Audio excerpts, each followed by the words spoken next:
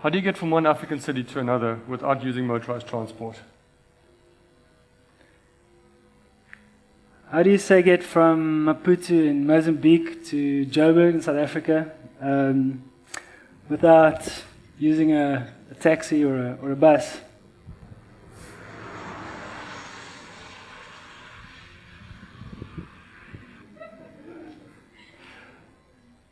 How do you get from where you live in Atteridgeville to where you work in Pretoria Central without having to queue for a taxi or sit in traffic for hours? How do you share your DVD player with your mom if she lives on the other side of town, you don't have a car, and you just finished your DVDs? And she wants it back because she wants to start on Desperate Housewives Season 2. So many journeys happen all around the world every day, and many of them are by bicycle. But sadly in South Africa, a bicycle is not a common choice. But there are people out there that do ride. So for the past, I think it's about 20 months now, we've been working on a project about these specific cyclists. And the project's called Bicycle Portraits. And it's a journey documenting cycling culture, commuting culture in South Africa. And we wanted today to just take you on a visual journey to share some of our experiences of the project so far. We're kind of midway, and also to introduce some of the really amazing, inspirational people we've met so far. When we started with this project, we had this idea of finding these really beautiful, classic 1970s racing bikes that became like hand-me-down commuter bikes. But as we were going along, we started seeing that people ride all kinds of bikes. And then in turn, we started seeing beauty in all these different kind of bikes, from cheap store-bought or chain store-bought bicycles to the most beautifully cared-for commuter bike alike. But of course, the portraits and interviews with these people were really important. So, I mean, we got into the project because we really like bicycles, but it became about much more than bicycles. And every person had a story, and that story in turn kind of said something about where they found themselves, their city, their town, their street, and said something about how they lived in their environment. We've been doing this entire project from our own bicycles. When we started, we realized quickly that when you meet someone on their bicycle and you on your bicycle, there's this instant bond that's formed. And we realized that if we wanted to turn this into a bigger project, we would have to, and really want to, do the entire project from our own bicycles. And that's exactly what we've been doing, cycling around the entire South Africa, thousands of kilometers from small towns to big cities, photographing anybody we come across who uses a bicycle as an everyday means of transport or as part of their work. And we really got into this probably a bit much. We've just kind of cycled all over and really enjoyed the process. And it's not just about a book. It's not just about arriving at this book. The whole process became kind of the project. People started asking, where is this book? When is it coming out? And the way we're going, we could probably do it for another year or two. So but we got a bit carried away. A little bit. It wasn't unusual for us to sometimes spend hours videoing the tiniest details on the crappiest, most messed up mountain bike that you could find. This was especially a problem for Nick. I sometimes had to drag him and his camera away from bicycles as the sun was going down and people were trying to get home. But of course, these people that we met, we photographed their bicycles, but with the minute details on their bikes. But of course, the interviews and portraits were very important, especially the interviews. We didn't ask people a set of questions. We instead tried to encourage some kind of conversation about their life, who they are, and how their bicycle fits into their life. And then, of course, sometimes we got a little bit off topic, as one does. So Piet Germeshuis here was telling us a bit about the ins and outs of pigeon racing in Peer. And Ashit Safara from Cape Town was telling us about the benefits of mountain herbs. Not sure what that was. As we've been doing the project, we've mapped each person where we found them. And we've been to a lot of places, but we still feel like there's a little white space. There's a few white spots there, but we're working on it, don't worry. In fact, so far we've cycled about 6,000 kilometers, and we photographed probably about 500 people. Meet Johan Schade, actually our very first bicycle portrait. We met Johan on his beautiful Lejeune mountain bike with his orange painted spokes and rims. He took this bike up to 140 k's an hour on the highway. The bearings seized. Behind the motorbike, mind Yeah, you. yeah. And yeah, he was really into the speed thing. He says, I've been all over. I've even been in ICU.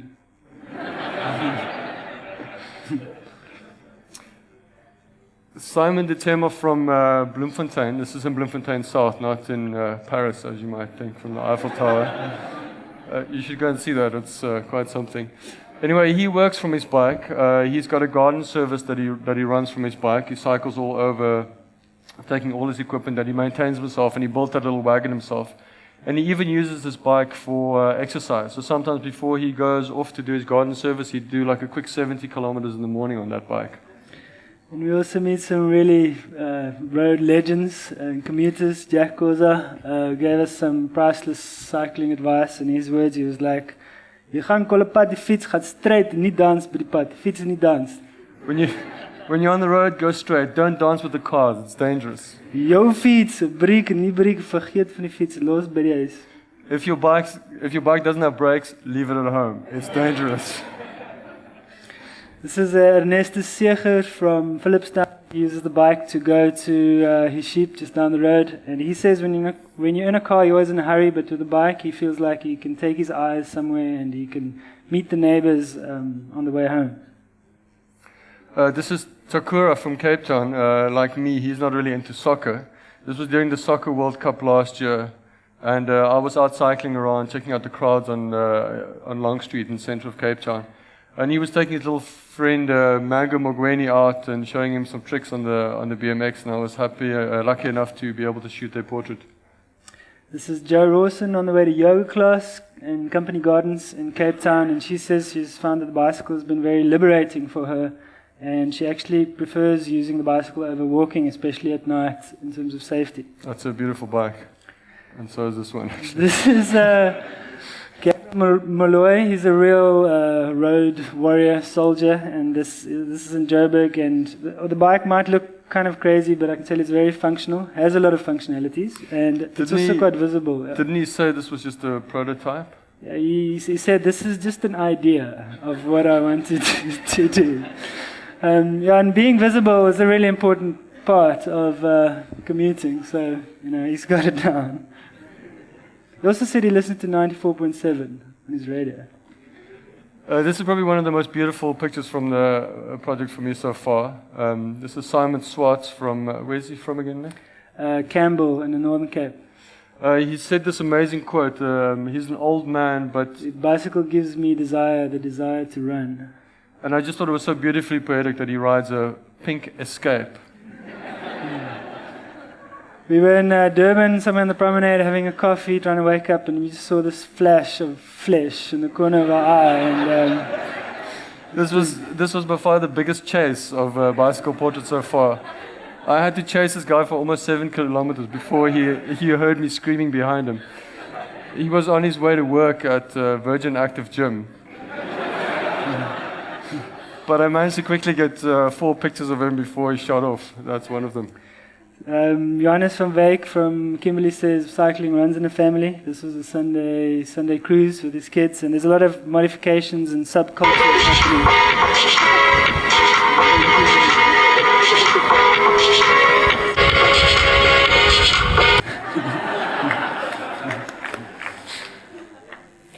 This is Milda van Nikkijk from Boshoff.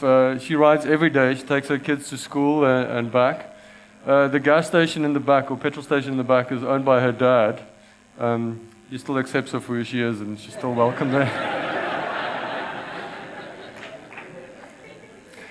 This is little Dubi Singh Junkie.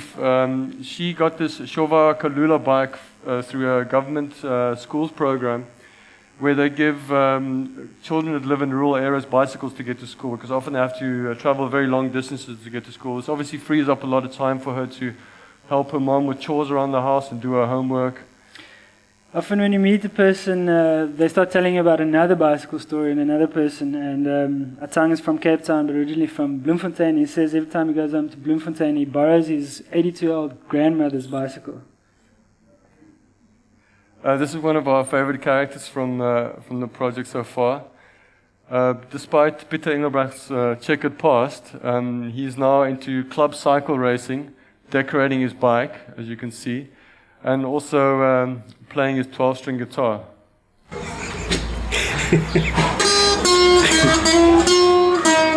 tells a lot of amazing stories.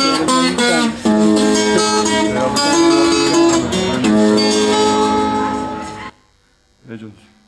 We also find a lot of die-hard commuters that are at it every day. Johannes Dico says he's a bit more visible after the World Cup, cars keeping a bit of a distance from him, and uses the Vuvuzela to warn cars when he comes around blind corners. And he's got his whip there for self-defense, because you never know what could happen. This is actually quite a sad story. This is Henry Ngumalo. He lives under a bridge in Cape Town. He is posing with his prized possession, his bicycle. He's really into cycling, but sadly he keeps being evicted from where they live under the bridge here, because the new cycle lane in Cape Town has been built going right past them. So their lives are constantly disrupted now by this thing that helps the rest of us, the bicycle lane. This is probably one of the most inspirational stories to us, and it's Stephanie Baker Senior in a neighborhood a lot see as dangerous. And she says she doesn't find this area hostile at all. She loves using the bikes, she meets people along the way, and yeah, she says cycling is awfully good for public relations. I want to be as cool as her when I grow up.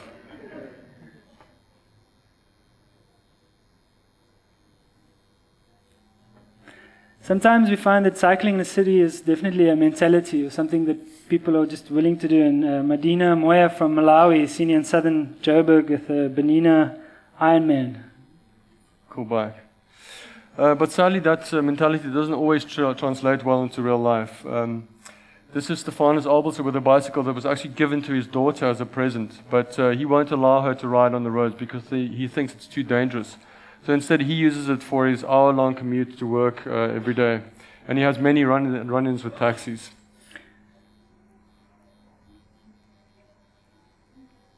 This is one of the most recent portraits, and it's probably the fastest looking bike we've seen, and it's on a national road. And people often think, people are crazy to cycle on some of the roads, but some people don't have any choice. John Henniker was going home from the farm to his house.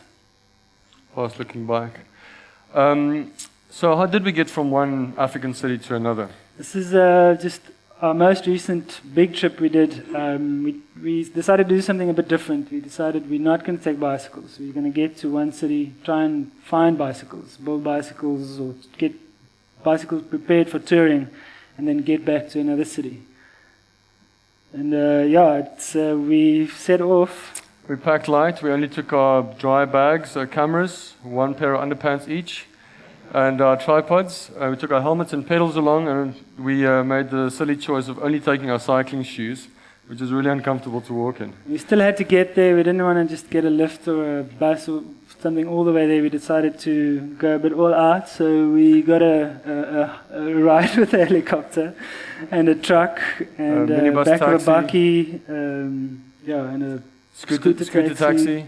Eventually got there. But we still had no bikes and we had no idea where to get them.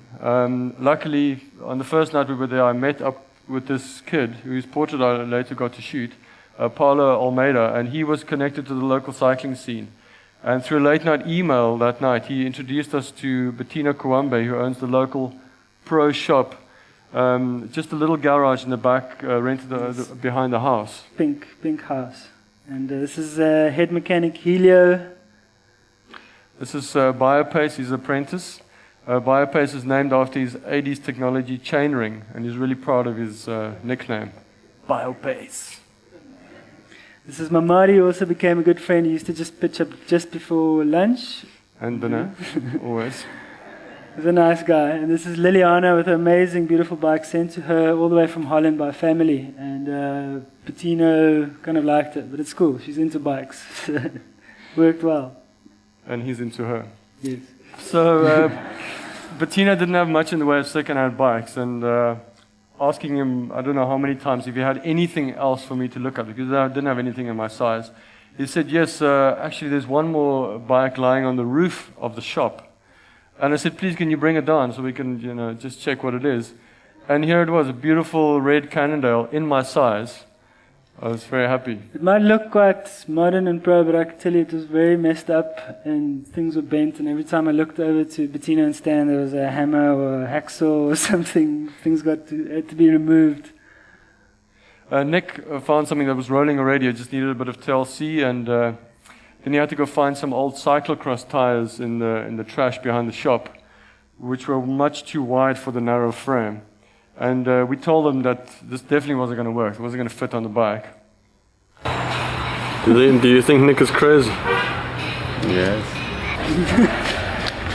We did think he was crazy, but he managed to make them fit. They worked perfectly. We really got into the process, loved just the bikes and working with the guys. It was quite romantic actually. It was a great experience, but we also had to be really serious about it. We had to make sure that these bikes could actually be reliable and get us back to Joburg. So some late night hack job sessions to make everything work. We finally got the bikes to work really well actually. Yeah, it was just also a lot of fun. Heading out and testing the bikes on the streets late at night. Yeah. Really lots of fun. We got a bit silly, carried away. We even got the handlebars upholstered and the saddle kind of refurbished. We went to a guy locally that does couches and car seats normally. Thought we were a bit nuts, but we eventually finished one night, and it was all hugs, and it was just it was lovely. We built our beautiful bikes, and we made good friends. And the bikes were ready. We had the racks on. They looked pretty good. Packed, looking very professional. We set off the next day. We had a great adventure going through Swaziland back and also doing portraits for the project. And it was quite an adventure. A few mountainous areas that we passed through, and we had a few flats, but it was a great adventure up until we got to a place called Delmas. I don't know if anybody knows this place. Don't ever go there. It's in the middle of what's known as South Africa's energy belt, where all the power stations are. And by the time we got there, we were confronted with a massive network of very narrow roads, fully loaded coal trucks. This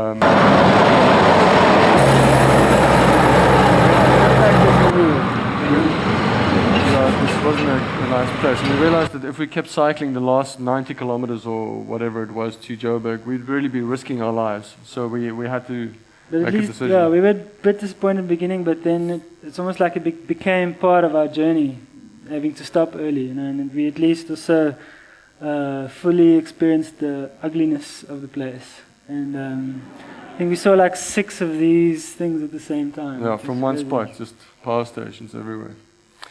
But we realized that this journey was a little bit of a metaphor for any journey that you take, be it by bicycle or whatever method you choose.